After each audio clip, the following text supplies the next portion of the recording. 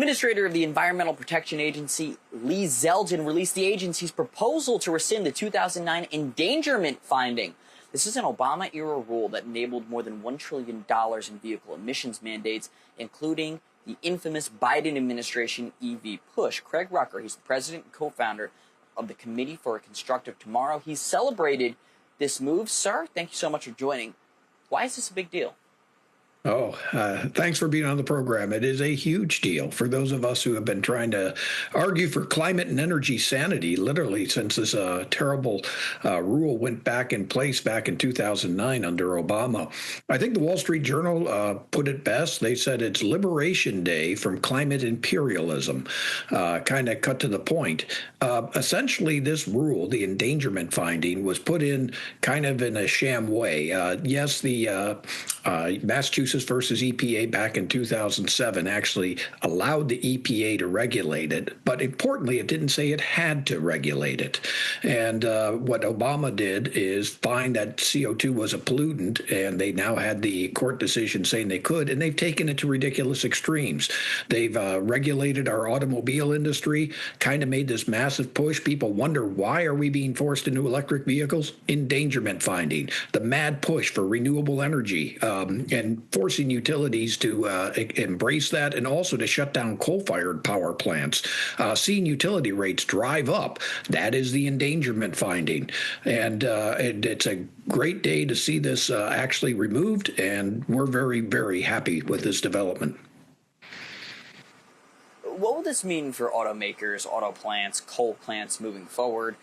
Specifically, you said this is Liberation Day for them. What does this mean for those industries now that this has been cut back, this massive regulation that spanned across pretty much the entire energy and automobile sector? Oh, it's going to mean tremendous things. Now, it's not officially cut back. They do have to have a 45-day comment period, which will be coming up very soon. But once it's finalized, this whole idea that when Biden was in, he was going to force consumers and electric vehicle manufacturers to have to get over 60% of our fleet electric vehicles. Well, these things are enormously expensive. You literally could double the cost of a conventional combustion engine car by doing it.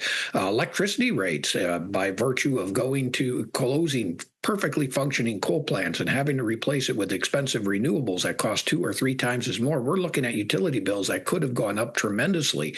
This is great for business because a lot of these businesses rely on cheap, abundant energy in order to employ people and to keep jobs here in America and be able to manufacture at a reasonable cost against foreign competition. So I think consumers will see this in lower prices. They'll also see it in terms of just greater consumer choice.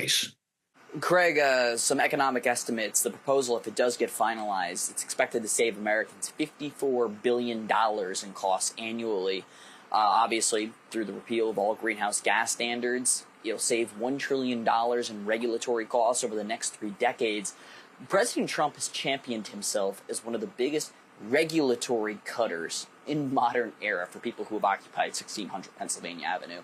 This is a major storyline, the Trump administration's push to cut regulations. Can you talk about how this will, in fact, ultimately unleash the American energy sector for years to come? Absolutely. Well, he put in a regulation to reduce the greenhouse gas emissions. That's actually due in the comments by August 8th. And that'll unshackle what Biden was trying to do, which was essentially say there had to be a 90% reduction in greenhouse emissions by like around 2032. A lot of plants would have closed, and we would have been forced into much higher, more expensive energy. I'm glad to see we're opening up the debate on this. It's good to see the Department of Energy chiming in. Chris Wright was right there with Lee Zeldin yesterday, and his agencies released a study which called into question all the climate science nonsense that we've been hearing out of the Obama and Biden administration for years. Craig, certainly big news. We appreciate you being here, breaking everything down every step of the way. Craig Rucker, appreciate your time, sir. Thank you. For all our viewers asking where One America News is heading in the future, we would like to introduce you to OAN Live. OAN Live is the best way to stay up to date on all of the hard-hitting, straight-shooting, national and international headlines. And the best part is, OAN Live is only $4.99 per month. All the credible, honest, unbiased reporting One America News offers at a fraction of the cost of cable. Just go to OANN.com to easily sign up for OAN Live and stay informed.